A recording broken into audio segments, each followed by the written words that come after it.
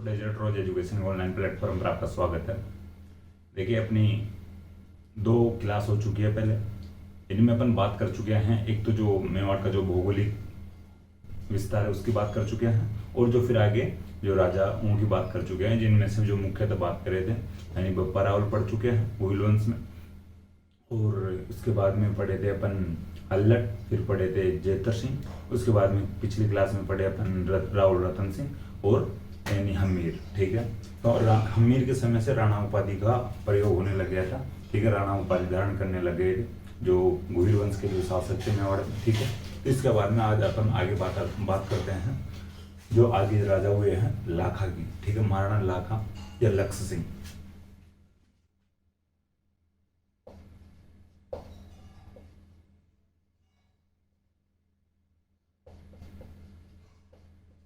कल भी मैं आपको बता देता हूँ भाई, राणा और महाराणा दोनों मिल सकते हैं राजाओं के जो नाम के आगे। ठीक है, तो आप थोड़ा ध्यान रखना।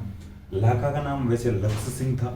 लक्ष्य सिंह को भाई शॉर्टकट में या निकनेम के रूप में इनको लाखा कहने लग गए थे। ठीक है, तो इनका नाम लाखा भी मिल जाता है और अपने को लक्ष्य सिंह भी मिल जाता है।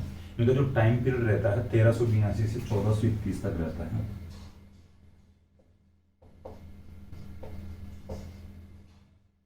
ठीक है, 1382 से 1421। ठीक है, 1382 से 1421 तक इनका टाइम पीरियड रहता है। इनके पिता की बात करें, देखिए इनके पिता का नाम था क्षेत्र सिंह। ठीक है, खेता भी कहते थे। अमीर का जो बेटा था क्षेत्र सिंह या खेता। ठीक है, क्षेत्र सिंह या खेता के पिता का नाम हमीर था और महाराणा लाखा के पिता का नाम क्षेत्र सिंह या खेता था। ठीक है, तो ये थोड़ा सा ध्यान रख लेना, ये ज्यादा कोई इंपॉर्टेंट नहीं। देखिए, अब बात करते हैं महाराणा लाखा की या महाराणा लाखा के शासनकाल की। देखिए, महाराणा लाखा के शासनकाल के लिए ऐसा कहा जाता है भाई, अपने को पढ़ने को मिलता है और अपने जानना इसलिए भी जरूरत है। वैसे राजस्थान ज्योग्राफी का फैक्ट है। ठीक है, महाराणा लाखा के शासनकाल में उदयपुर में एक जावर नामक जगह पड़ती है, तो जावर में चांदी की खान प्राप्त हुई। ठीक है,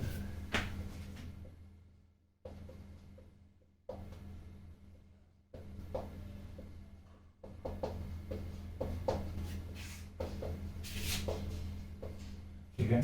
राजस्थान ज्योग्राफी में अपन जब खनिज वाला टॉपिक पढ़ते हैं, तब जो एक खनिज पढ़ते हैं तब बात आती है जावर की। ठीक है, देखिए यहाँ पर अपन इसलिए बात कर रहे हैं थोड़ी सी भाई, अगर महाराणा लाखा के समय में शासनकाल में जावर में चांदी की जो खानें प्राप्त हुई है, जो चांदी की खान प्राप्त हुई है, तो इससे इसका क्या लेना देना लाखा का?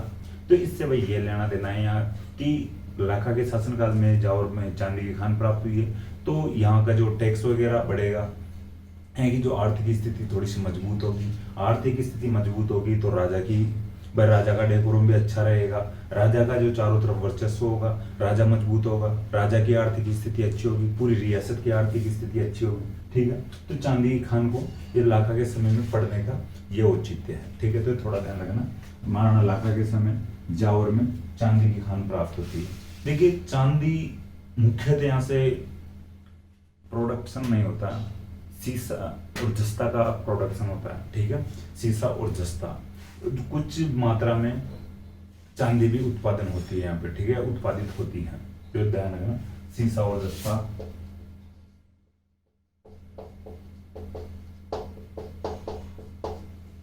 जहाँ से सीसा और जस्ता मुख्य रूप से उत्पादित होता है, कुछ मात्रा में चांदी का भी उत्पादन होता है, तो ध्यान रखना। ठीक है, देखिए अब बात करते हैं थोड़ी सी और आगे लाखा के समय की पिचोला झील की।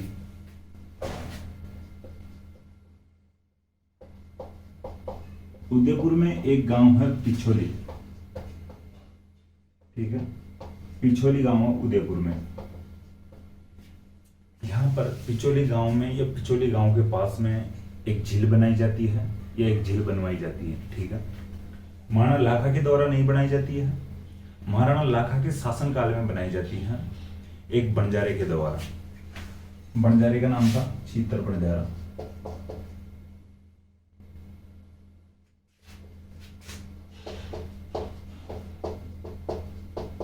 ठीक है, उदयपुर के पिछोली गांव में एक झील बनवाई जाती है छीतर बंजारे के द्वारा। ठीक है, पिछोली गांव होने की वजह से इस झील का नाम पड़ा है पिछोला। ठीक है, बंजारा में बता देता हूँ कौन होता है। बंजारा एक जाति है, घुमक्कड़ जनजाति।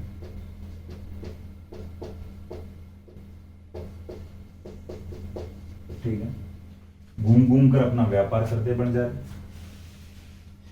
ये जो होते हैं जैसे बनिया वगैरह होते हैं, ये बंजारे जो पैसे वाले लोग होते हैं, दान पुण्य करते हैं। दान पुण्य के रूप में भाई कोई जलाशय बना दिया, कोई धर्मशाला बना दिए। तो ये जो छितर बंजारा था, अपने को कुछ जगह पर नाम मिलता है छितर बंजारा। वैसे एक बंजारे के द्वारा पिछोला झील का निर्माण करवाया गया है। ये छितर भी अपने को कुछ जगह पर मिल जाता है, थोड़ा ध्यान रख लें।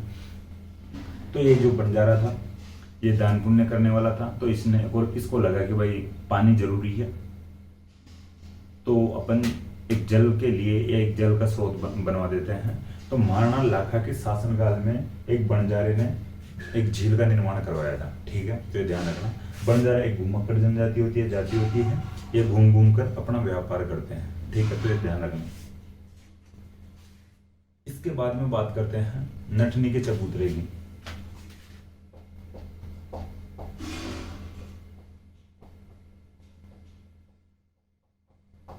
ठीक, ये जो नटनी का चबूतरा है, ये पिछोला झील के किनारे पर स्थित है। ठीक है, नटनी का चबूतरा पिछोला झील के किनारे पर स्थित है।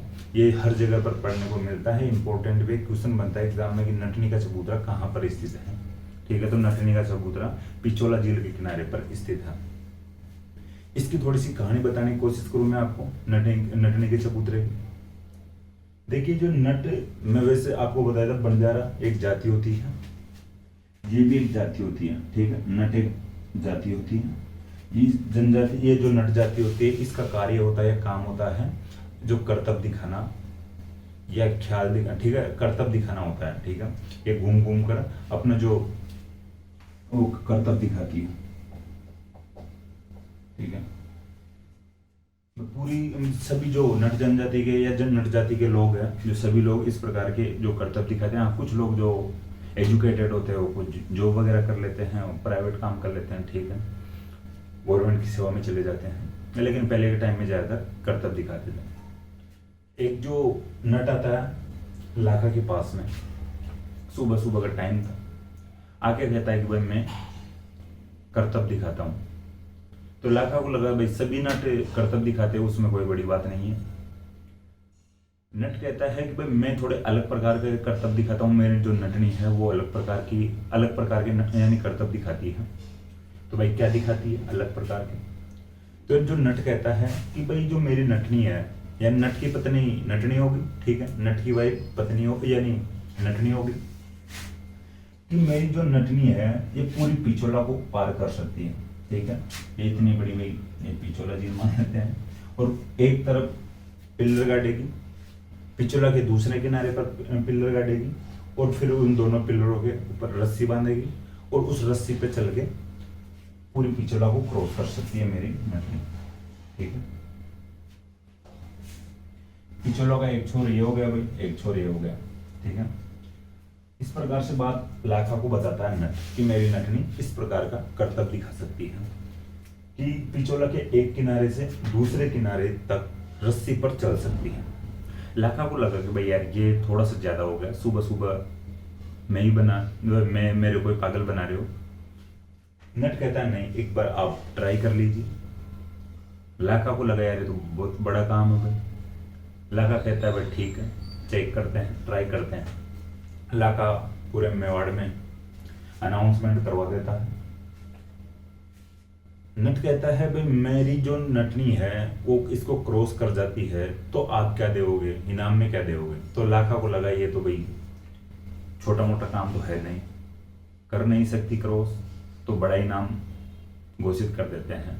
अगर तेरी नटनी पूरी पिछोला को क्रॉस कर जाती है तो आधा मेवाड़ का राज्य दिया जाएगा, यानी आधा मेवाड़ दिया जाएगा, यानी पूरा मेवाड़ मेरे पास है, मैं मेवाड़ का राजा हूँ, यानी लाखा कहता है।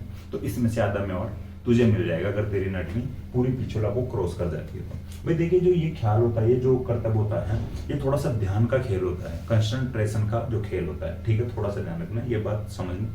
अब भी अपने को जगह जगह पर जो चौराहों पर, जो सर्किलों पर मिल जाएंगे, लेकिन कुछ जो मीटर की दूरी पे होते हैं, जो रस्सी बांध के, और फिर जो महिलाएं या जो छोटी छोटी लड़कियां होती हैं, वो इसको इस प्रकार से करतब दिखाती है या क्रॉस करती है, रस्सी पर चलती है। लेकिन ये थोड़ी बात बड़ी है। आधा राज्य देने की घोषणा कर देता लाका, उधर चारों तरफ भाई अनाउंसमेंट कर दिया जाता है मेवाड़ में, दूर दूर के लोग आते हैं देखने के लिए, भाई आधा मेवाड़ भी जा रहा है, आधा मेवाड़ की घोषणा की हुई है, आधा मेवाड़ इनाम में दिया जाएगा। तो इस इनाम को देख के और भी ज्यादा लोग आते हैं देखने के लिए। एक दिन सुबह सुबह ये प्रतियोगिता होती है भाई, जो करतब दिखाया जाता है, नटनी तैयार होती है, नटनी चढ़ती है रस्सी पे, किनारे पर सब लोग देख रहे होते, जो लाखा जी बैठे थे, उसके जो मंत्री वगैरह, सेनापति वगैरह, वो भी बैठे थे।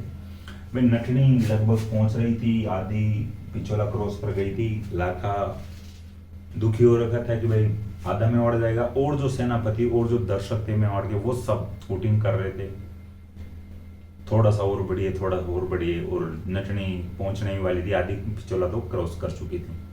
अगर लाखा को लगा कि ये सब लोग खुशी मना रहे हैं, वोटिंग कर रहे हैं, यानी यहाँ तक कि जो मेरे सेनापति और सैनिक है वो भी वोटिंग कर रहे हैं और हौसला अफजाई कर रहे हैं नटनी का, इनको ये पता नहीं है कि अगर आधा मेवाड़ इनाम में जाएगा, नटनी ले जाएगी, नट ले जाएगा, तो इससे नुकसान मुझे तो होगा, लेकिन इनको भी तो होगा, जो सेनापति है इनको।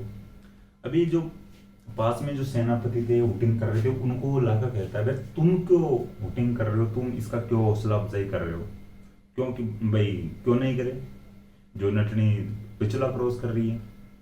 भाई ये जब जो क्रॉस कर रही है पिछोला को, ये अगर जीत जाएगी तो इसमें नुकसान तो मेरा तो है, आधा मेवाड़ जाएगा, लेकिन उसमें तुम्हारा भी तो नुकसान है।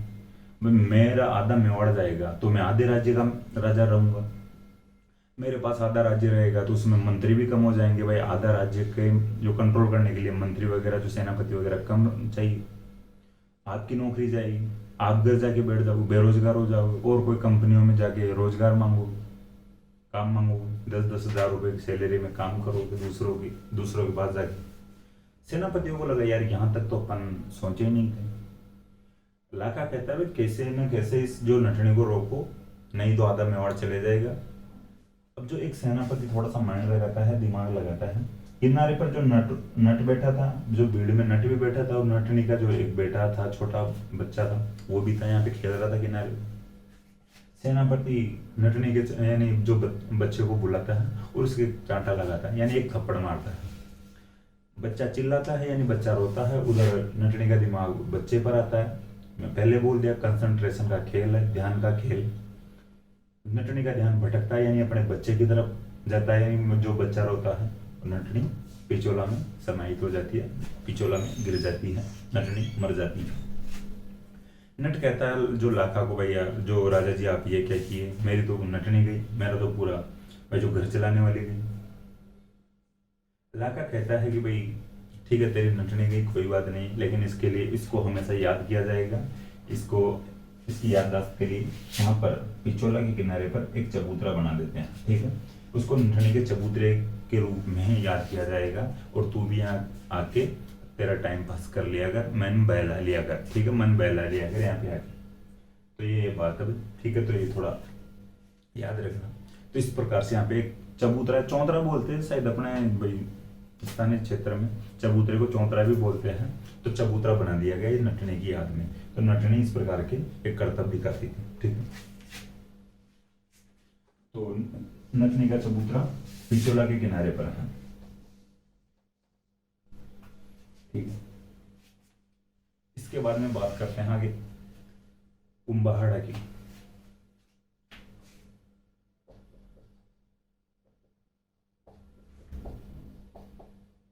ठीक है, कुंभाहाड़ा बूंदी का, बूंदी में हाड़ा चौहानों का शासन रहा था, चौहान वंश की हाड़ा शाखा, ठीक है, एक बार वापस बता रहा हूं आपको, बूंदी में चौहान वंश का शासन था, चौहान वंश की शाखा का नाम था हाड़ा, ना कि हाड़ा वंश था, हाड़ा शाखा थी, वंश चौहान था। ठीक है, ये थोड़ा कंफ्यूजन करने वाला जो फैक्ट होते हैं जो शाखा और वंश, ठीक है, तो थोड़ा ध्यान रखना। कुंभाहाड़ा ये बूंदी का था। लाखा की शादी हो रखी थी बूंदी में कोई हाड़ी रानी से। ठीक है, लाखा की शादी हो रखी थी बूंदी में हाड़ी रानी से। शादी करके नया नया आया ही था लाखा। और ये जो कुंभाहाड़ा था ये जैसे अपने आजकल जो लड़की की शादी होती है और लड़की के साथ कोई छोटी बच्ची भेजी जाती है उसको डायजा बोलते हैं। तो ऐसे ही उस समय में भाई आ जाया करते थे, तो कुंभाहाड़ा वैसे ही आया हुआ था लाखा जी की पत्नी के साथ या हाड़ी रानी के साथ। शादी नई नई करके आए ही थे लाखा और अपने महलों में थे। अपनी जो हाड़ी रानी से कहते हैं भाई ठीक है अपना भाई बताओ जो स्टेटमेंट दो कैसा है मेवाड़ कैसा लगा। हाँ भाई अच्छा है वो बताती है। तो लाखा और कहता है कि भाई आराम से घूम के आओ और अच्छे से महलों को देख के आओ और फिर बताओ कि मेवाड़ कैसा लगा। हाड़ी रानी कहती है भाई ठीक अच्छा ही है मेवाड़, सब जो जो बूंदी भी अच्छा है मेवाड़ भी अच्छा है। तो लाखा को थोड़ा लगा भाई यार बूंदी भी अच्छा है मेवाड़ भी अच्छा है, इसका मतलब क्या हुआ। एक बात बताओ कि मेवाड़ अच्छा है या बूंदी अच्छा है। तो पहले पहले तो नॉर्मल बताती है जो हाड़ी रानी कि भाई दोनों अच्छे हैं। फिर थोड़ा सा जोर दे के पूछा जाता है कुंभा यानी लाखा की तरफ से कि दोनों में से एक बताओ, दोनों नहीं एक बताओ। तो भाई वही है भाई लड़कियों को अपने वाला या हर किसी को ही जो अपने वाला ही अच्छा लगता है, चाहे थोड़ा सा गलत भी हो तो भी अपने वाला ही अच्छा, कोई भी चीज हो। ठीक है, वो खुद का कैंडिडेट हो, खुद की चीज हो, खुद के हाथ से बनाई हुई खाने की चीज हो तो भी अपने वाली ठीक लगती है। ज्यादातर अपने वाली की बढ़ाई करते हैं, प्रशंसा करते हैं। तो जो ये हाड़ी रानी थी वो तुलना करवाता है जो लाखा, तब बोल देती है कि भाई अच्छा तो बूंदी वाला ही है या अच्छा तो बूंदी ही है, बूंदी की तुलना में तो मेवाड़ ठीक नहीं है। लाखा जी उस समय खाना खा रहे थे। लाखा जी का जो ग्रास था आत्मिक ग्रास था वैसे ही थाली में छूट जाता है। फिर भी एक बार मौका देता भाई आराम से जाके अंदर और जो पूरे महलों को देख के आओ, जैसे पद्मिनी का महल है और जो महल बने हुए गोरा बदल वाले महल है उनको देख के आओ। लेकिन फिर भी वो हाड़ी रानी कहती है कि भाई बूंदी तो बूंदी ही है, मेवाड़ की तुलना बूंदी अच्छा है। लाखा का जो हाथ में जो खाना खा रहे थे तो ग्रास छूट जाता है थाली में और अनाउंसमेंट करवाते हैं भाई चलो भाई सेना तैयार करो, बूंदी पर अटैक किया जाएगा। अगर बार वाले सेनापतियों को लगा, सैनिकों को लगा भाई कल तोरण मार के आया है और आज ये बूंदी पर आक्रमण करने के लिए क्यों जा रहा है, इसके क्या घुस गया माइंड में, ऐसी क्या बात हो गई है। कल तोरण मार के आया है, आज वहां पे तलवारें मारेगा, अपन भी इसके साथ तलवारें मारेंगे, ये क्या बात हुई। रानी को पूछते हैं भाई क्या बात हुई, तो जो लाखा भी बताता भाई ऐसी ऐसी बात है। मैंने पूछा कि भाई बूंदी और चित्तौड़ यानी मेवाड़ में से कौन सा अच्छा, तो इसने बूंदी को अच्छा बताया। ये अगर अपन चल के बूंदी को तोड़ देंगे, बूंदी के किले को गिरा देंगे तो सबसे अच्छा जो दुनिया में जो किला रहेगा या जो भारत में किला रहेगा, राजस्थान में किला रहेगा, वो सबसे अच्छा रहेगा मेवाड़ का किला। और मेवाड़ का किला सबसे अच्छा होना चाहिए, ये बूंदी वाले को अच्छा बता रही है, तो अपन बूंदी को गिरा देंगे चल के। कुछ लोग समझाते हैं भाई ठीक है भाई जो भी आप आपको ऐसा नहीं करना चाहिए, अपन साल 6 महीने बाद में गिरा देंगे, अभी अभी तो कैसे भी काम चला लो। वो जो आके रानी को कहते हैं सेनापति भाई इसको समझा ले, लेकिन वो माफी मांगती है भाई मैं मजाक भी नहीं कर सकती हूँ क्या, ऐसे इस प्रकार की दलीलें देती है। लेकिन लाखा जी मानते नहीं है। वो कहता है लाखा जी कि भाई मैंने कसम खा ली है अन्न जल ग्रहण नहीं करूंगा तब तक बूंदी को नहीं गिराया जाएगा। तो कुछ लोग जो समझदार लोग थे उन्होंने आइडिया बताया कि भाई ये ऐसी बात है, एक कोई नकली रूम यानी एक रूम बना दो चित्तौड़ से और बूंदी से बाहर, ठीक है, उसके ऊपर लिख दिया जाएगा बूंदी फोर्ट, उसको आप गिरा दो और आपकी जो कसम है इसको तो पूरी कर लो और अंजल तो ग्रहण करो, खाना तो खाओ, फिर आगे साल 6 महीने बाद में अपन बूंदी को गिरा देंगे। भाई ज्यादा कोई बड़ा भी नहीं है बूंदी, बूंदी को तो कभी भी गिरा लेंगे, बूंदी वालों की क्या औकात है। तो लाखा जी कहते चलो जो भी है जो जल्दी करो मुझे भूख लग रही है, मैंने कसम खा ली है। तो एक रूम बनाते हैं, एक यानी नॉर्मल जो नकली किला बनाते हैं यानी जल्दी से एक कमरे टाइप का बनाते हैं, उसके ऊपर लिख दिया जाता है बूंदी फोर्ट और आप इसको गिरा दो, बूंदी से बाहर बनाया जाता है। लाखा जी अपनी पूरी सेना लेके जाते हैं, पूरे लवाजमे के साथ हाथी घोड़े लेके जाते हैं और उसकी लेगोन नकली बूंदी को गिराने की प्लानिंग में जाते हैं। जैसे ही लाखा जी तीर चलाने के लिए तैयार होते हैं या एक तीर चलाते हैं तो सामने से तीर आती है, उस जो नकली जो किला था बूंदी का वो बनाया गया था, उसके अंदर से एक तीर आती है सामने से। लाखा को लगा यार ये क्या मतलब है, अच्छा अपन ने ही रूम बनाया, अपन ने ये जो किला बनाया है और इसी के अंदर से तीर आ रही है, ये तो कोई बड़ा लोचा है। जाओ और जाके देखो अंदर कौन है। अंदर जाके देखे तो एक 10 से 12 साल का बच्चा था, उसका नाम था कुंभा हाड़ा। तू ये क्या यहाँ पे क्या कर रहा है, तीरे वीरे क्यों चला रहा है, ठीक है तू सामने से अटैक कैसे कर रहा है। तो वो कुंभाड़ा बताता है कि मैंने ऐसा सुना है कि आपकी कोई कसमें वसमें हैं और उनको आप पूरी करना चाहते हो और आप नकली बूंदी बना के और इसको तोड़ना चाहते हो और आप मानते हो कि ऐसे तोड़ने से आपकी जीत हो जाएगी। हाँ तो क्या हो गया, तो हम हमारी जो पूरी करना चाहते हैं जो कसमें, खाना खाना चाहता हूँ, मुझे तो भूख लग रही है, तू साइड में हट जा जल्दी से। उसको कोई सेनापति वगैरह जो कुरकुरे वगैरह मुकेश पापड़ ला के दिए हैं, सोया स्टिक ला के दिए होंगे, ठीक। तो वो नहीं मानता है और वो कहता है कि भाई जब तक एक एक हाड़ा रहेगा दुनिया में या धरती पर एक एक हाड़ा रहेगा, तब तक बूंदी को कोई नहीं गिरा सकता, चाहे वो असली बूंदी हो चाहे वो नकली बूंदी हो, लेकिन नाम तो बूंदी का ही हो रहा है। हमारी पहचान है बूंदी, बूंदी का जो किला है, रियासत है हमारी, जो छोटी हो चाहे बड़ी हो, नकली हो या असली हो, लेकिन जब तक एक एक हाड़ा है तब तक हम लड़ेंगे बूंदी के लिए। फाइनली उस बच्चे को मारा गया लाखा जी के द्वारा और फिर उस जो नकली बूंदी को गिराया गया, ठीक है।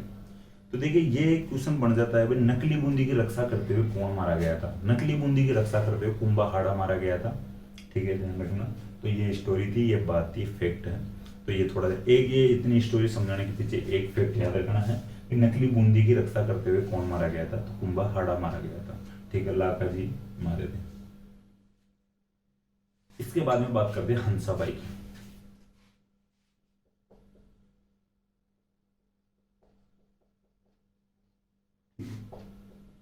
ये थोड़ी सी ये भी समझने की बात है, इसमें भी स्टोरी थोड़ी बड़ी रहेगी, फिर कुछ निकल के आएंगे, लेकिन इसके जो जो परिणाम निकल के आएंगे और वो थोड़े समझने लायक है, ठीक है, थोड़ा समझना। देखिए हंसाबाई मारवाड़ की राजकुमारी थी, ठीक है। हंसाबाई मारवाड़ की राजकुमारी थी, इसकी बात कर रहे हैं। पहले अपन बात करते हैं मेवाड़। मेवाड़ में गोहिल वंश,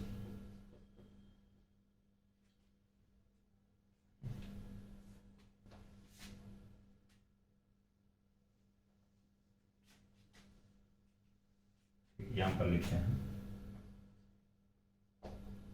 मेवाड़ में गोहिल वंश, ठीक है। मेवाड़ में राजा कौन, इस समय जो राजा है वो लाखा है, ठीक है। ठीक है, मेवाड़ में जो राजा इस समय लाखा है, तो लाखा का पुत्र था राजकुमार चुंडा,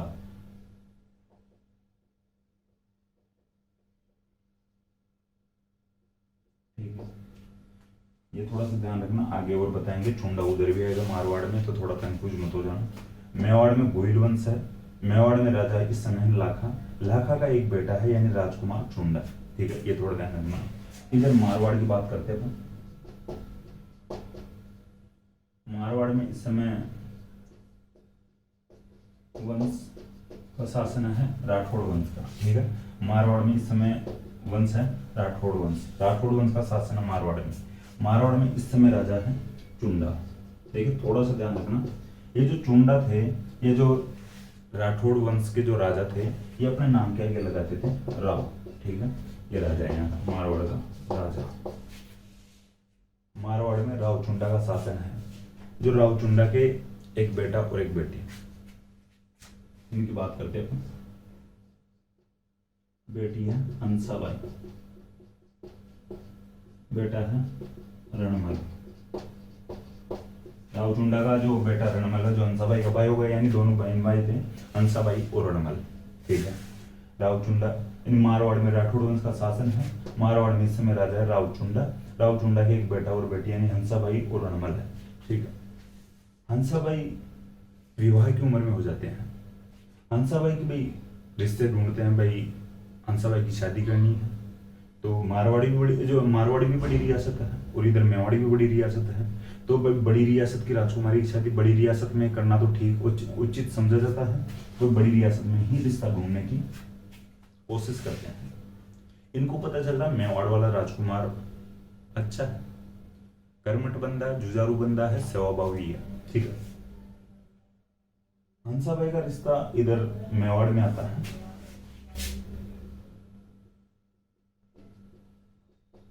ठीक है। उस समय जो रिश्ता आता था उसको बोलते थे नारियल अन्ना। आज अपने बोलते भाई रिश्ता आया है, कोई देखने वाले आए हैं, उस समय बोलते थे भाई रिश्ता आता था उसको भाई नारियल आया है। आजकल तो लोग अलग अलग प्रकार से देखते हैं। लोग एक बार तो लड़की को लड़के की मम्मी देखेगी, एक बार लड़के की बहनें देखेंगी, एक बार लड़के के दोस्त भी देखेंगे, लड़के के भाई भी देखेंगे लड़की को।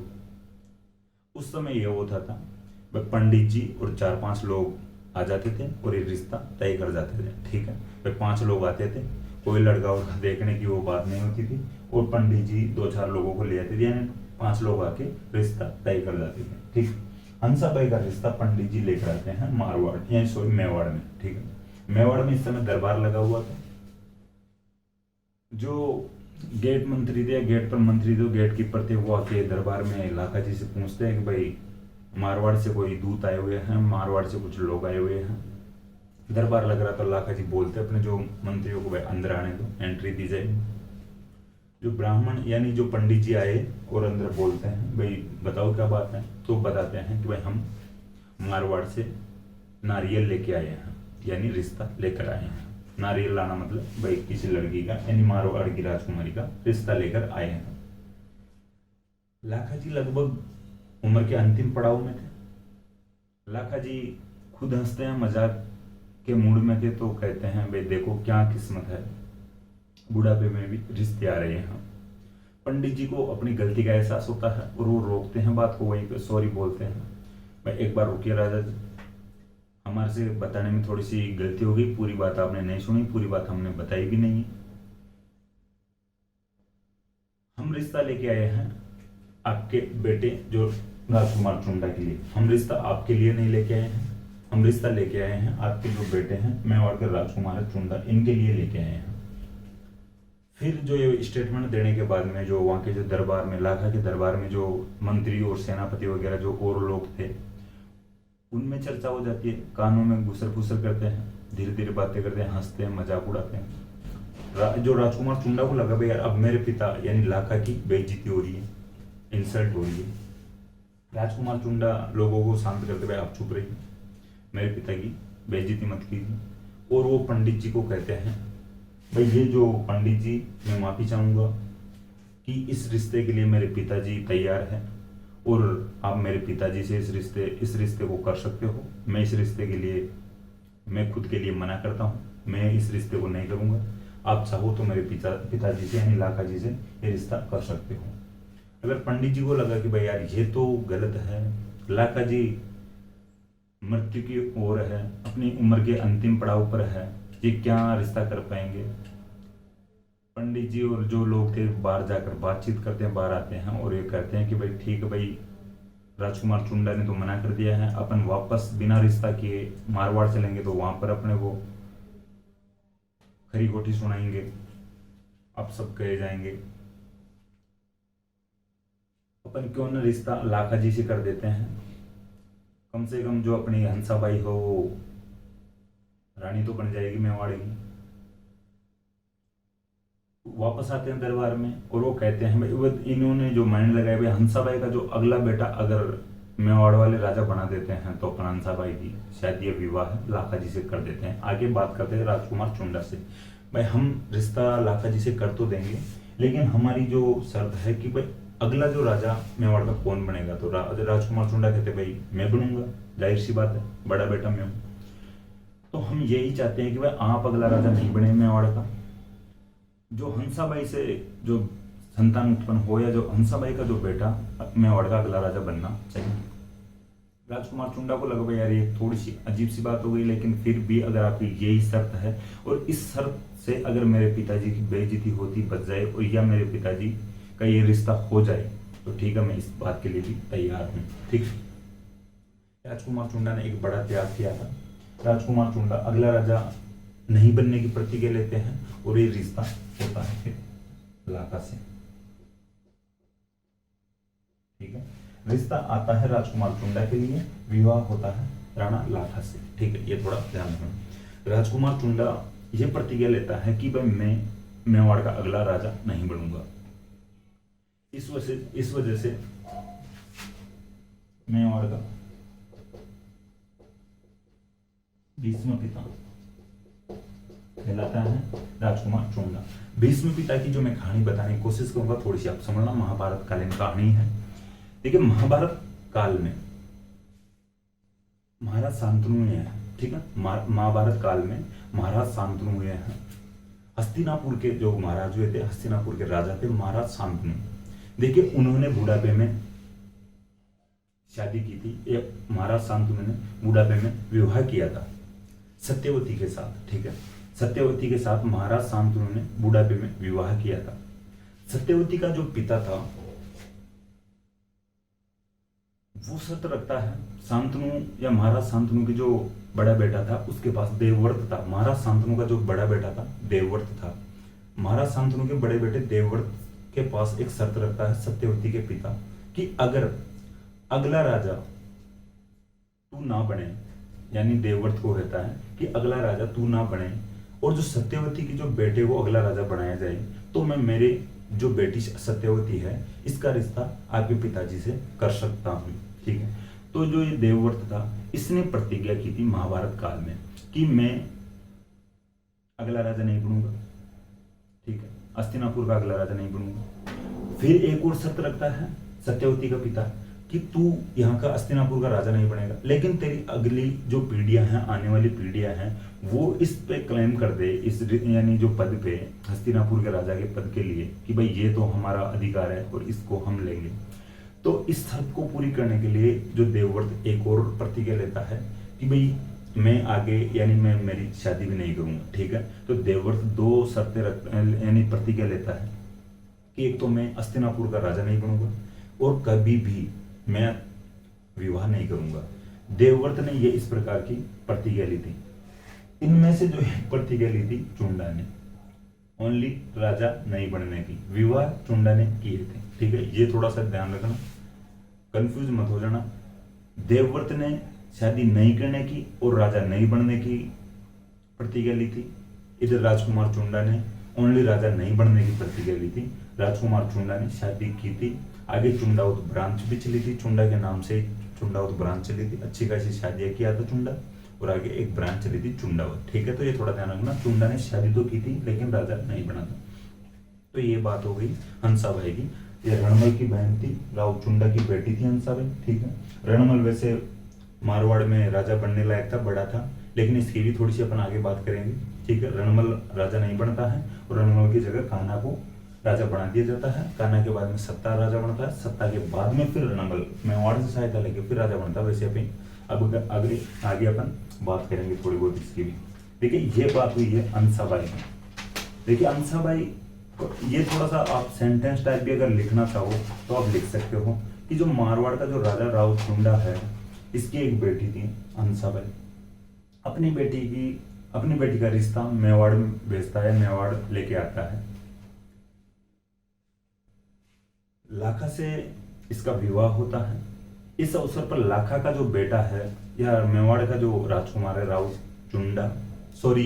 राजकुमार चुंडा, राव तो उधर मारवाड़ वाले लगाते थे, राजकुमार चुंडा प्रतिज्ञा लेता है कि भाई मैं मेवाड़ का अगला राजा नहीं बनूंगा। ठीक है, और मेवाड़ का जो अगला राजा होगा हंसाबाई का जो बेटा होगा वो बनेगा। ठीक है, हंसाबाई से जो बेटा जन्म लेगा वो मेवाड़ का अगला राजा बनेगा। ठीक है, तो ये बात ध्यान रखना।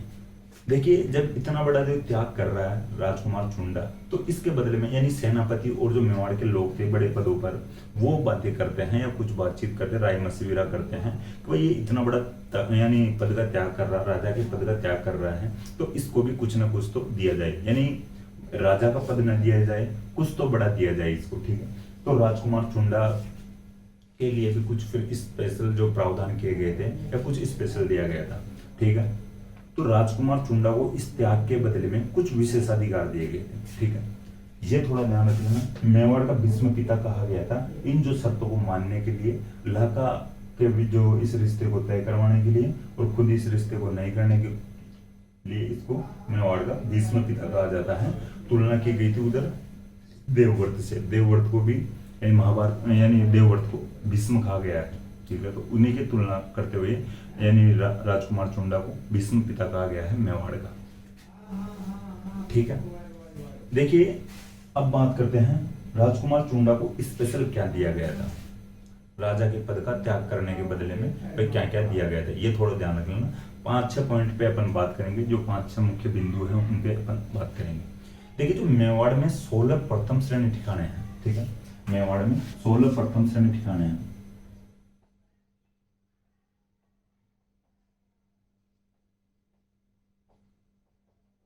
ठीक है,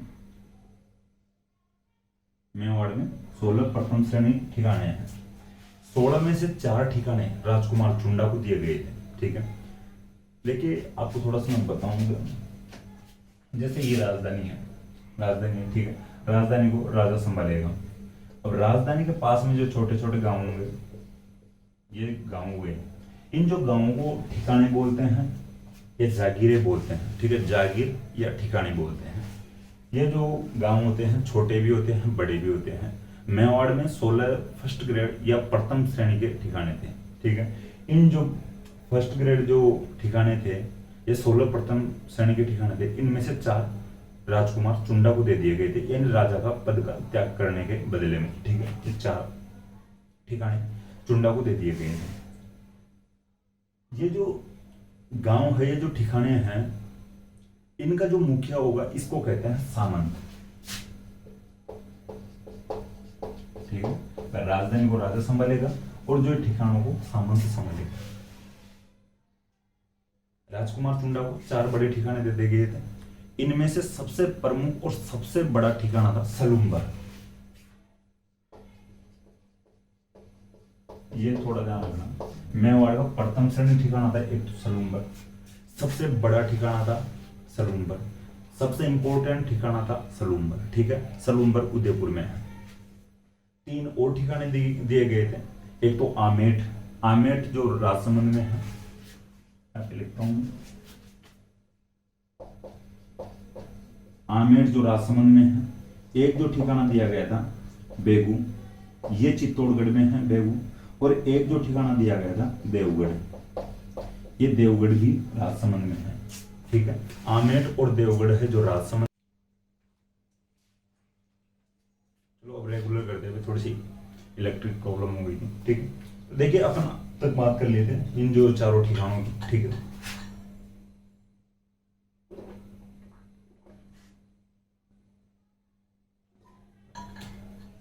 मेवाड़ के जो बड़े 4 ठिकाने थे, प्रथम श्रेणी ठिकाने, उनमें से 4 चुंडा को दे दिए गए थे। इनमें से देवगढ़, आमेठ और सलुम्बर, ठीक है। बेगू चित्तौड़ में, आमेठ और देवगढ़ राजसमंद में है और सलुम्बर उदयपुर में है। इसके बाद में बात करते हैं दूसरे और आगे पॉइंट। देखिए जो सलुम्बर का जो सामंत है वो मेवाड़ के राजा का राज तिलक करेगा। मेवाड़ के राजा का राज तिलक करने से मतलब है, अपन बात किए हैं, वो जो राजकुमार चुंडा था, वो जो लाखा यानी राजकुमार चुंडा के लिए रिश्ता आया था, तब इस रिश्ते को तय करवाने में या फिक्स करवाने में राजकुमार चुंडा का पूरा हाथ था, या पूरी भूमिका राजकुमार चुंडा की रही थी। कि अगर राजकुमार चुंडा अगर मना कर देता या बैकफुट पे आ जाता इस रिश्ते को लेकर, तो ये रिश्ता नहीं हो पाता, ठीक है। तो राजकुमार चुंडा तय करता उस समय कि जो मेवाड़ का अगला राजा मैं नहीं बनूंगा, आगे यानी हंसाबाई का जो भी बेटा होगा वो मेवाड़ का राजा बनेगा या अगला राजा बनेगा लाखा के बाद में। तो उस समय राजकुमार चुंडा तय करता है राजा कौन बनेगा। तो अब आगे भी ये अधिकार चुंडावतों के पास या चुंडा के वंशजों के पास रहेंगे, ठीक है। चुंडा की आगे एक ब्रांच चली थी, चुंडावत ब्रांच, ठीक है। तो ये विशेषाधिकार चुंडा को दिया गया था या सलुम्बर वाले को दिया गया था। सलुम्बर वाले मेवाड़ के जो भी अगला राजा बनेगा उसका राज तिलक सलुम्बर वाले करेंगे, ठीक है। ये दूसरा पॉइंट हो गया। देखिए फिर एक तीसरे पॉइंट पे बात करते हैं कि जो सलुम्बर का सामंत होगा, ठीक है, सलुम्बर का सामंत मेवाड़ की जो सेना होगी उसका सेनापति होगा, ठीक है, सेनापति होगा। देखिए जो सेनापति होगा या मेवाड़ की जो सेना होगी उसका सेनापति होने से मतलब है कि उसका जो आगे वाला भाग है सेना का उसको लीड करेगा।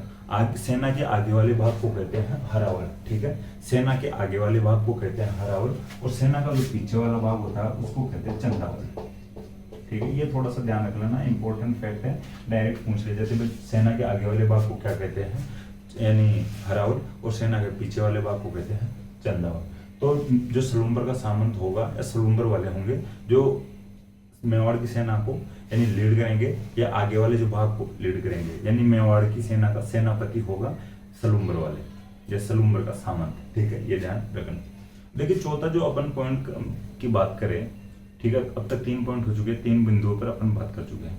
चौथा पॉइंट ये है कि जो मेवाड़ का जो राजा जो कागज पत्रों पर साइन करेगा या हस्ताक्षर करेगा, जो भी जो बड़े समझौते होंगे, जिन उन समझौतों के कागजों पर हस्ताक्षर करेगा या साइन करेगा जो मेवाड़ का राजा, उस यानी मेवाड़ के राजा के साथ जो साइन करना जो जरूरी होंगे वो सलूम्बर के सामंत के होंगे, ठीक है। सलूम्बर का सामंत मेवाड़ के राजा के साथ जो कागज पत्र होते हैं, ठीक है, ऑफिशियल जो कागज पत्र होंगे उन पे साइन करेगा या हस्ताक्षर करेगा, ठीक है। वह सलूम्बर के सामंत के जो हस्ताक्षर के बिना कागज पत्र या जो भी कोई समझौते हुए हैं वो अधूरे माने जाएंगे, ठीक है। तो एक विशेष अधिकार दिया गया था सलूम्बर वालों को, ठीक है। देखिए और आगे बात करें, 4 पॉइंट हो चुके अब तक। अब और बात करें आगे, तो अगर मेवाड़ का राजा राजधानी में नहीं रहता है, यानी मेवाड़ का राजा बाहर गया हुआ है, तो राजधानी को कौन संभालेगा? तो यह विशेषाधिकार भी सलूम्बर वालों को ही दिया गया था। सलूम्बर का सामंत मेवाड़ के राजा की अनुपस्थिति में मेवाड़ को संभालेगा, मेवाड़ को कंट्रोल करेगा, मेवाड़ की राजधानी को संभालेगा, यानी इस राजधानी को सलूम्बर का सामंत संभालेगा। यानी मेवाड़ के राजा की अनुपस्थिति में सलूम्बर का सामंत राजधानी को संभालेगा, ठीक है। तो ये कुछ विशेषाधिकार थे, ये चुंडा को दिए गए थे, राजकुमार चुंडा को दिए गए थे। सेना का आगे वाला भाग और पीछे वाला भाग मैं आपको बता चुका, आगे वाला हरावल और पीछे वाला चंदावल होता है, ठीक है, ये कहलाता है। ये फैक्ट ध्यान रख लेना। ये बात हो चुकी है कंप्लीट, ठीक है। राणा लाखा की बात कंप्लीट हो चुकी है। अब तक बात की है राणा लाखा की, अब बात करेंगे राणा मोकल की। देखिए ये जो कुछ इंपॉर्टेंट फैक्ट थे ये बोर्ड पे हैं, ये आप देख सकते हो। 1382 से 1481 तक राणा लाखा का टाइम पीरियड रहता है, शासनकाल रहता है। जावर में चांदी की खान मिलती है इनके समय में। पिचोला झील का निर्माण इनके समय में एक बंजारे के द्वारा करवाया जाता है उदयपुर के पिचोली गांव में, ठीक है। तो उसी के आधार पे या उसी के तर्ज पर इसका नाम पड़ा पिचोला। पिचोला झील के किनारे पर नटने का चबूतरा है, इसकी जो कहानी थी मैं आपको बता दी, ठीक है। फिर बात कर रहे थे अपन कुंभहाड़ा की। कुंभहाड़ा की जो मैं आपको बता दें, कुंभहाड़ा नकली बूंदी की जो रक्षा करते हुए मारा गया था। उसके बाद में बात की थी हंसाबाई की। हंसाबाई मारवाड़ की राजकुमारी थी, राव चुंडा की बेटी थी। हंसाबाई का भाई रणमल था, यानी राव चुंडा का जो बेटा रणमल था और बेटी हंसाबाई थी। हंसाबाई की शादी यानी हंसाबाई का रिश्ता मेवाड़ में आता है, राव यानी राजकुमार चुंडा के लिए आता है, लेकिन ये रिश्ता होता है राजकुमार चुंडा के पिता राणा लाखा से, ठीक है। ये रिश्ता होने के लिए या इस रिश्ते को तय करवाने के लिए राजकुमार चुंडा को कुछ त्याग करना पड़ता है, यानी वो राजा के पद का त्याग करता है। इस त्याग के बदले में उसको कुछ विशेषाधिकार दिए जाते हैं। विशेषाधिकारों की भी अपन बात कर चुके हैं कि राणा यानी राणा की अनुपस्थिति में राजधानी को संभालेगा।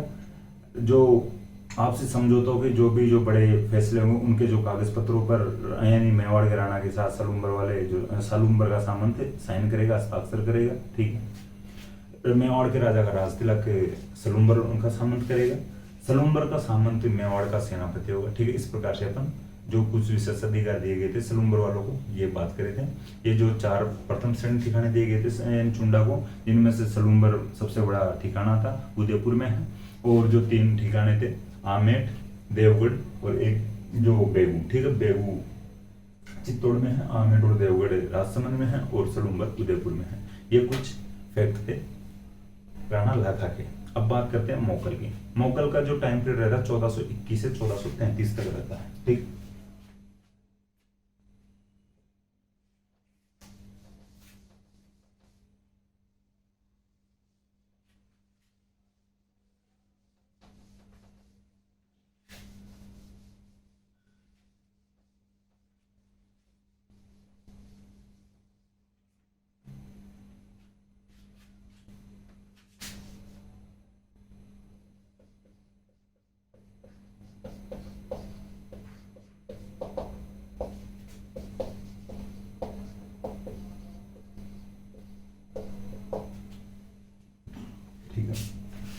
माता हंसाबाई और पिता लाखा, ये आपको सबको पता होना चाहिए। अपन पहले बात किए हैं मोगल से जस्ट पहले लाखा की। तो पिता महाराणा लाखा और माता हंसाबाई, यानी ननियाल मारवाड़ में था। ठीक है, अब बात करते हैं मोगल का संरक्षक।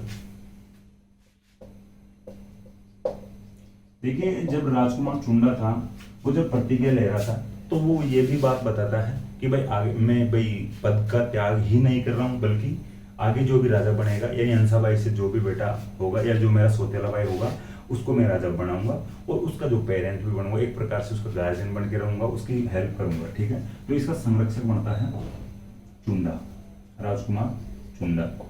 ठीक है, इसका जो चुंडा बनता है संरक्षक। देखिए, हंसाबाई को लगता है, यानी चुंडा, इसके जो भी शासन कार्य थे वो खुद ये चुंडा ही संभालता था। भाई जो मोकल था एक बचपन में राजा बन गया था, यानी वो उधर उम्र के अंतिम पड़ाव में थे। जो लाखा जी वो मर जाते हैं बहुत जल्दी, यानी मर के भाई वो उम्र के अंतिम पड़ाव में होंगे, तो भाई व्रत लोग, यानी व्रत थे, बुजुर्ग हो चुके थे, तो उनका निधन हो जाता है। मोकल कम उम्र में राजा बनता है, संरक्षक फिर चुंडा बनता है, तो चुंडा ही राज कार्यों को संभालेगा, शासन कार्यों को चुंडा संभालता है। हंसाबाई को लगता है कि भाई जो चुंडा यार ये शासन कार्यों को खुद संभाल रहा है, खुद जो भी डिसीजन ले रहा है चुंडा ले रहा है, जो मेरा बेटा मोकल राजा है, लेकिन ये तो डिसीजन नहीं ले पा रहा। भाई वो डिसीजन क्या कहाँ से लेता, वो तो बचपन में था, बाल्यावस्था में था। हंसाबाई को थोड़ा सा अविश्वास होता है। हंसाबाई चुंडा को कहती है भाई यार तू इस प्रकार से गलत कर रहा है, मेरा बेटा राजा है, उसको डिसीजन लेने दे। लेकिन चुंडा कहता है भाई मैं इसका पेरेंट के रूप में काम कर रहा हूँ, जो ये बचपन में है अभी तो। लेकिन हंसाबाई मना कर देती है, भाई तुझे कोई आवश्यकता नहीं है। ठीक है, तो चुंडा को लगता है भाई मेरे ऊपर जो मेरी जो सौतेली माँ है हंसाबाई, ये अविश्वास कर रही है, यानी इसको विश्वास नहीं है मेरे ऊपर, तो ये मना कर देती फाइनली। भाई ठीक है, तू कोई ज्यादा डिसीजन मान ले, जो भी लेगा डिसीजन ये खुद लेगा, या मैं करूंगी, या मैं बन जाऊंगी इसके पेयर। चुंडा को लगता है भाई मेरे ऊपर अविश्वास है, तो हंसाबाई के अविश्वास के कारण चुंडा दूसरी जगह पे चले जाता है। चुंडा को लगता है मेरे को कोई भी नौकरी दे देगा, मेरे को तो एक्सपीरियंस है, मेरे पिताजी के साथ काम करने का अनुभव है, और जब मेरी माँ सौतेली माँ को ही मेरे लिए विश्वास नहीं है, तो फिर मैं कहीं पे भी क्या भाई अच्छी खासी नौकरी मिल जाएगी, 40-50 हज़ार रुपये तो कोई भी दे ही देगा, किसी भी रियासत में जाके जॉब कर लूंगा मैं। ठीक है, कोई मंत्री तो बना ही देगा, या सुपरवाइजर बना देगा, या सेनापति बना देगा। ठीक है, अच्छा था, तो ये मालवा में चले जाता है। ठीक है, मालवा का सुल्तान था उस समय होशंग था।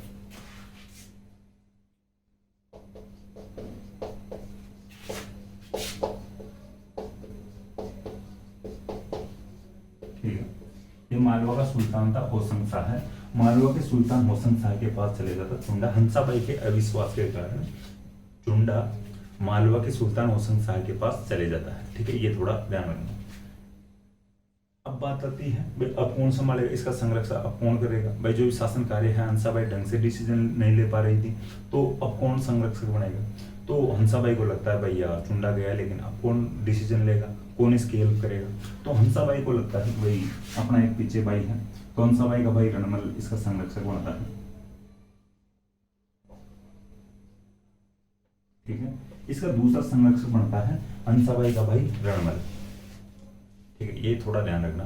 पहला जो संरक्षक बनता है मोकल का चुंडा बनता है, यानी खुद का सौतेला भाई था, और फिर जो दूसरा संरक्षक बनता है चुंडा के जाने के बाद में हंसाबाई का जो भाई था रणमल। ठीक है, मोकल का एक प्रकार से मामा हो गया, खुद की जो माता का भाई रणमल यानी मामा हो गया, तो ये संरक्षक बनता है। देखिए, अब जब ये खूब अच्छे खासे यानी यहाँ पे रहा, वैसे रणमल बड़ा था मारवाड़ में, अभी मैं थोड़ी सी बीच में बताया था आपको, रणमल मारवाड़ में बड़ा था, टिकायत बोलते हैं बड़े को, तो ये था भाई राजा बनने के लायक ये था। लेकिन जो इसका पिता था इसको राजा नहीं बनाता, अपनी कोई दूसरी रानी के कहने में बहकाव में आके इसको राजा नहीं बनाता है, और जो अन्य पुत्र है कान्हा को राजा बना देता है। ठीक है, कान्हा को राजा बना देता है। कान्हा के बाद में राजा बनता है सप्ता। ठीक है, मारवाड़ की बात है ये थोड़ा ध्यान है, ये मेवाड़ की बात नहीं है, ये मारवाड़ की बात है। इधर रणमल को अच्छी खासी नौकरी दे देती है, हंसाबाई इसका संरक्षक बन जाता है, ये डिसीजन वगैरह लेता है, मेवाड़ में थोड़ा सा प्रभाव जमा लेता है अपना। रणमल ये मोकल थोड़ा बड़ा हो जाता है, समझदार हो जाता है। रणमल कहता है अपनी बहन को भाई मैं तो चलता हूँ, और अब मोकल संभाल लेगा। रणमल कहता है भाई मुझे थोड़ी सी आवश्यकता आपकी हेल्प की। हंसाबाई कहती है बता। रणमल कहता है भाई उधर मैं राजा बनता, लेकिन पिताजी उधर कान्हा को बना देते हैं। कान्हा के बाद में सत्ता के पास में चली जाती है। सत्ता राजा है और मैं चाहता हूँ कि मेवाड़ की कुछ सेना मुझे दे दी जाए और मैं इस सेना के बलबूते जाके इससे लड़ लूँ और इसको हटा के मैं राजा बन जाऊँ। रणमल कौन सा भाई कहती है ठीक है चल तू थोड़ी बहुत सेना ले जा, और रणमल मेवाड़ से सेना ले जाता है, यानी एक सेना की टुकड़ी ले जाता है और सत्ता को हटा के सत्ता खुद ले लेता है। ठीक, ये थोड़ा सा ध्यान रखना। रणमल उधर राजा बन जाता है। अब बात करते हैं मोकल की। मोकल अब खुद भाई कुछ भी थोड़े बहुत काम तो करवाएगा ही। मोकल एक मंदिर का परकोटा बनवाता है। अपन बात कर चुके हैं मंदिर की, एक लिंगजी मंदिर का परकोटा बनवाता है।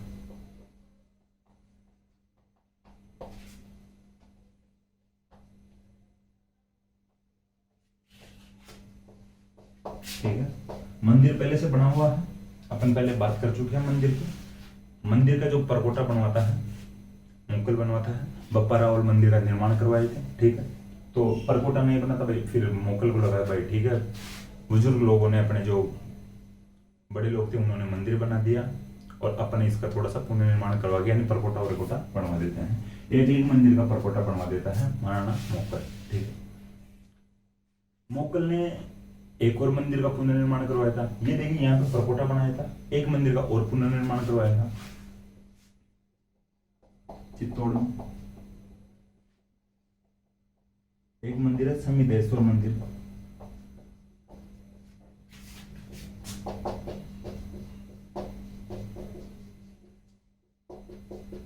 ठीक है, मोकल ने समिदेश्वर मंदिर का पुनर्निर्माण करवाया था।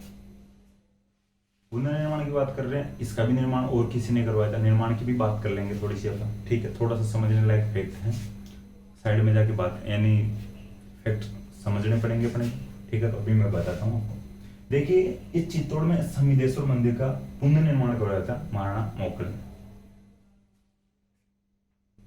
ये जो समिदेश्वर मंदिर है, इस मंदिर को पहले त्रिभुवन नारायण मंदिर कहा जाता था। ठीक है,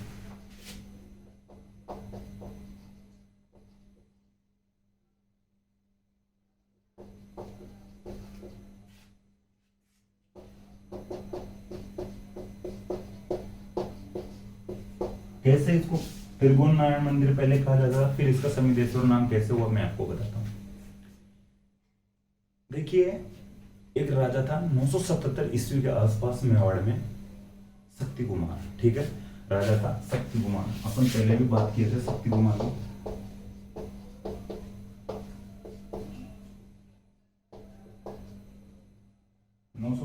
ईस्वी के आसपास में एक राजा था मेवाड़ में, शक्ति कुमार। इस राजा के समय आक्रमण होता है परमारों का। ठीक है, मूंज परमार था, जो मूंज परमार था मालवा का, मालवा के मूंज परमार ने चित्तौड़ में आक्रमण किया।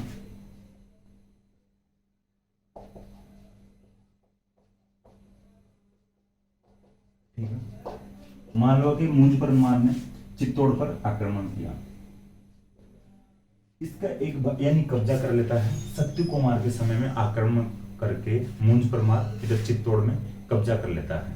इसका एक भाई था सिंधुराज।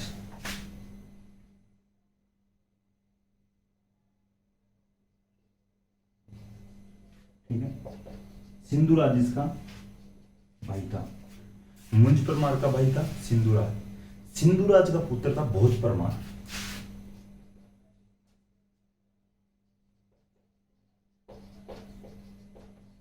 ठीक है, ये थोड़ा ध्यान रखना।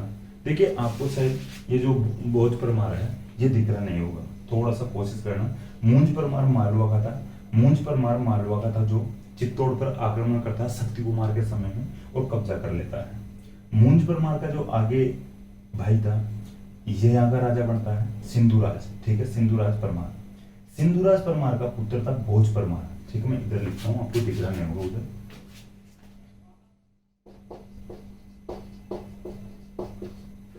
ठीक है, मूंज परमार का भाई सिंधुराज था। सिंधुराज परमार का बेटा था भोज परमार। भोज परमार की एक उपाधि थी त्रिभुवन नारायण। ठीक है, ये थोड़ा ध्यान रखना, त्रिभुवन नारायण भोज परमार की उपाधि थी। तो भोज परमार यहाँ पर मंदिर का निर्माण करवाता है। भोज परमार जो मंदिर का निर्माण करवाता है ये शिव मंदिर था, ठीक है, ये समीदेश्वर मंदिर ये शिव मंदिर है। भोज परमार जो मंदिर का निर्माण करवाता है यहाँ पे चित्तौड़ में या मेवाड़ में, इसका जो ये शिव जी का मंदिर था। भोज परमार की जो उपाधि थी त्रिभुवन नारायण, इस उपाधि के नाम पर ही इस मंदिर का नाम त्रिभुवन नारायण मंदिर पड़ा है, ठीक है, ये ध्यान रखना। कैसे अब समीदेश्वर मंदिर होता है इसका नाम, ये भी मैं आपको बताने की कोशिश करूंगा। भोज परमार की उपाधि के नाम यानी त्रिभुवन नारायण जो उपाधि थी इसके नाम पर ही इस मंदिर का नाम पड़ा है, शिव जी के मंदिर का त्रिभुवन नारायण मंदिर। ये बात हो गई मालवा के परमार की, मालवा के जो परमार चित्तौड़ पर आक्रमण करके कब्जा कर लेते हैं, ठीक है, ये बात हो चुकी है। अब आगे जो कहानियां मिलती है अपने को, जो फैक्ट मिलते हैं उनके अकॉर्डिंग मैं बता रहा हूं। गुजरात में चालुक्य थे, तो गुजरात के चालुक्यों ने इस जो त्रिभुवन नारायण मंदिर को अपने कब्जे में ले लिया था, ये परमारों से इस मंदिर को छीन लिया था, ठीक है भाई। इधर चित्तौड़ पर आक्रमण करके यानी गुजरात के चालुक्यों ने इस मंदिर को छीन लिया था, यानी त्रिभुवन नारायण मंदिर को। एक गुजरात का जो चालुक्यों का एक शासक था कुमारपाल चालुक्य,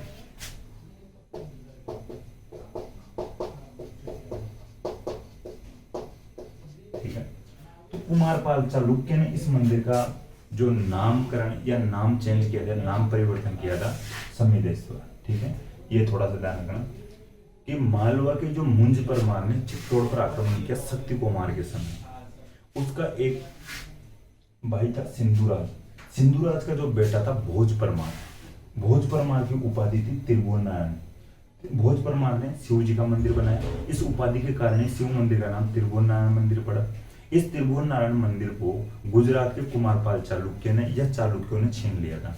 गुजरात के कुमारपाल चालुक्य ने त्रिभुवन नारायण मंदिर का नाम समीदेश्वर मंदिर रखा था, ठीक है।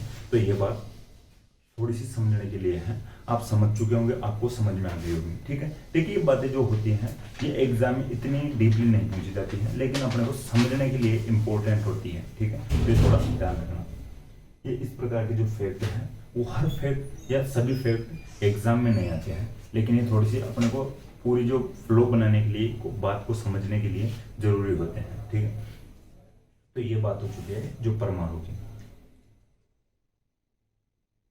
ये थोड़ी सी जानकारी और अपने को मिलती है, एक पाली में अस्थिकुंडी नामक कोई अभिलेख मिलता है, उसको वर्तमान में कहते हैं अठुंडी, ठीक है। अस्थिकुंडी नामक स्थान था पाली में, उसको वर्तमान में अठुंडी कहते हैं। पाली के जो एक कोई राजा थे राठौड़ राजा, राजा धवल, ठीक है। 997 ईस्वी का अभिलेख मिलता है अस्थिकुंडी अभिलेख। इससे जानकारी मिलती है कि जो मुंज परमार चित्तौड़ पर आक्रमण करता है उस समय चित्तौड़ वाले ने मेरे से हेल्प मांगी थी, यानी राजा धवल से हेल्प मांगी थी, और राजा धवल चित्तौड़ में यानी शक्ति कुमार की सहायता करने के लिए आता है, ठीक है। तो ये अस्थिकुंडी अभिलेख से भी थोड़ी सी जानकारी मिल जाती है। तो फिर भाई इस अभिलेख से ये भी जानकारी मिलती है कि भाई धवल के समकालीन यानी चित्तौड़ का उस समय राजा कौन था, तो शक्ति कुमार राजा था। तो राजा धवल या जो राठौड़ राजा था धवल, वो हेल्प भी करता है मुंज परमार के आक्रमण के समय, चित्तौड़ की हेल्प करता है, ठीक है, शक्ति कुमार की हेल्प करता है। वर्तमान में अठुंडी कहलाता है जो अस्थिकुंडी नामक वाला जो स्थान है जो। अब बात थोड़ी सी और कर लेते हैं मोकल के बारे में। देखिए मोकल ने एक और मंदिर बनवाया था चित्तौड़ में, द्वारिका नाथ मंदिर, विष्णु मंदिर,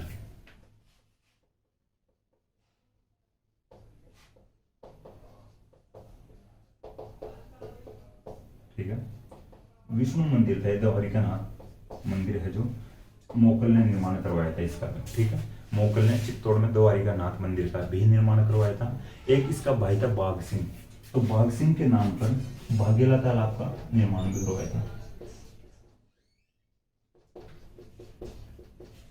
एक जलाशय का निर्माण द्वारिका नाथ मंदिर के पास में भी करवाया था, ठीक है। महाराणा यानी राणा मोकल या महाराणा मोकल एक जलाशय द्वारिका नाथ मंदिर के पास बनवाता है और एक जलाशय बाघेला तालाब बनाता है, ठीक है। अपने भाई बाघ सिंह की याद, बाघ सिंह इसकी मृत्यु हो गई थी, निधन हो गया था मोकल के भाई बाघ सिंह का, तो इनकी याद में बाघेला तालाब का निर्माण करवाता है, बाघेला जलाशय का निर्माण करवाता है। एक इनकी रानी थी गौरांबिका,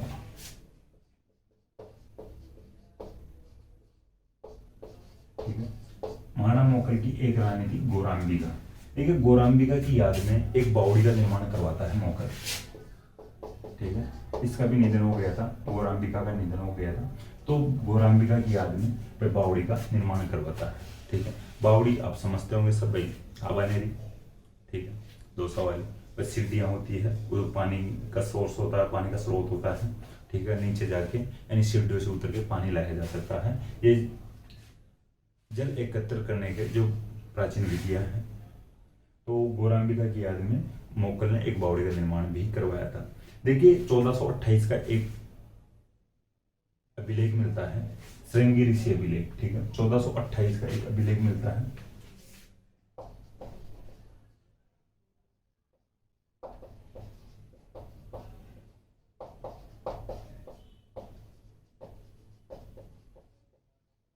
ठीक है, ये 1428 का जो श्रृंगी ऋषि अभिलेख मिलता है, इस बावड़ी की और गौरांबिका की जो याद में जो बावड़ी बनाई जाती है, इसकी जानकारी इस अभिलेख से मिलती है। ठीक है, श्रृंगी ऋषि अभिलेख 1428 में मिलता है।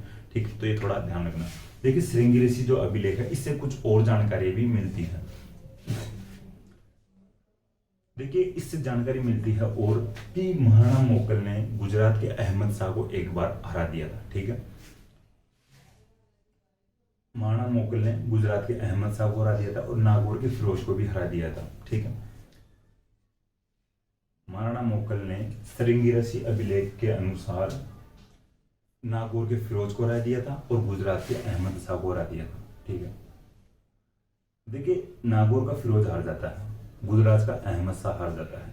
गुजरात का अहमद शाह वापस बदला लेने के लिए बैठा हुआ था। ठीक है, घात लगा के बैठा हुआ था। वापस अनाउंसमेंट करवाता है कि भाई अहमद शाह की वापस अपन बदला लेंगे, एक बार मोकल अपने को हरा दिया है, बदला लेंगे। सेना लेकर आता है, मोकल खुद अहमद शाह से लड़ने के लिए जाता है। 1433 की बात है अब वापस। ठीक है, पहले हरा देता है मोकल अहमद शाह को, लेकिन 1433 में वापस अहमद शाह आता है लड़ने के लिए। राजसमंद में एक स्थान पड़ता है जिलवाड़ा।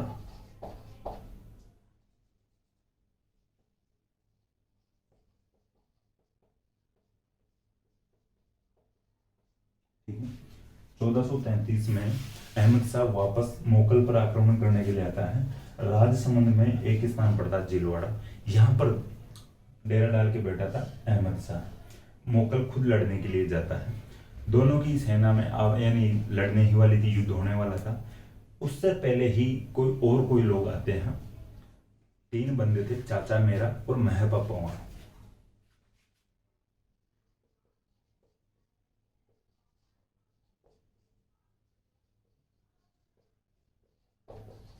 देखिए थोड़ा सा ध्यान रखना, ये चाचा और मेरा अलग अलग बंदे थे। ठीक है, चाचा और मेरा अलग अलग बंदे थे। एक राजा हुआ था चित्तौड़ का यानी मेवाड़ का क्षेत्र सिंह।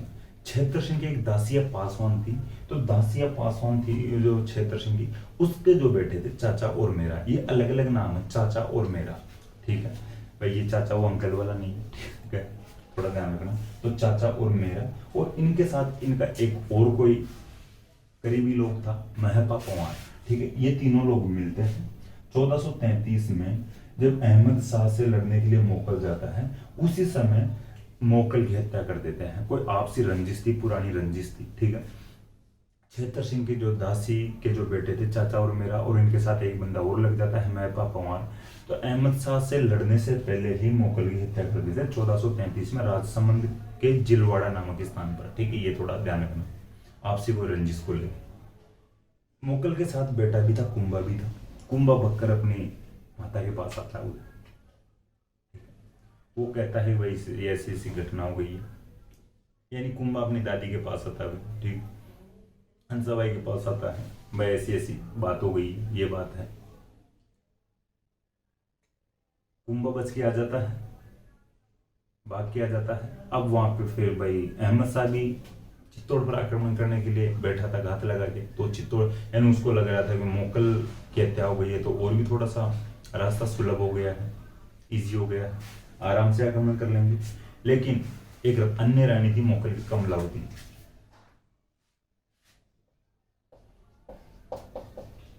ठीक है, तो मोकल की जो अन्य रानी थी कमलावती, तो कमलावती ने अहमद शाह का सामना किया था। ठीक है, अहमद शाह का सामना किया था। तो अहमद शाह को यानी वही बीच में से भगा देती है, थोड़ी बहुत झड़प होती है, सामना करती है। तो ये कमलावती अहमद शाह को वापस गुजरात भागने पर मजबूर कर देती है। तो ये बात थी महाराणा मोकल की या राणा मोकल की। अब जो नेक्स्ट बात करेंगे नेक्स्ट क्लास में करेंगे, नेक्स्ट आधा पढ़ेंगे, नेक्स्ट क्लास में पढ़ेंगे, ठीक है। तो ये ध्यान रखना। अब आज जो भी बात की ये यहाँ तक करते हैं, ये यहाँ पर अपने आज की क्लास को कंप्लीट करते हैं। देखिए ये जो फैक्ट होते हैं ये फैक्ट इंपॉर्टेंट फैक्ट होते हैं ऑब्जेक्टिव एग्जाम की दृष्टि से, वो हर फैक्ट ध्यान रखने होते हैं। जैसे सलूम्बर इंपॉर्टेंट है, चुंडा भीष्म पिता के रूप में जाना जाता है वो इंपॉर्टेंट है, हंसाबाई उधर इंपॉर्टेंट है मारवाड़ की राजकुमारी थी, रणमल भी इंपॉर्टेंट है, रणमल को और अपन आगे मारवाड़ पढ़ेंगे तब पढ़ेंगे, ठीक है।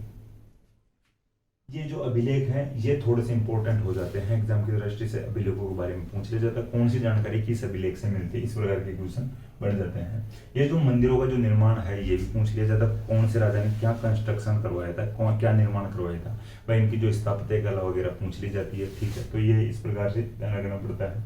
इनके जो समकालीन जो कौन से राजा थे दूसरी रियासतों में, इस प्रकार के क्वेश्चन बन जाते हैं, जैसे कुमारपाल चालुक्य, ठीक है।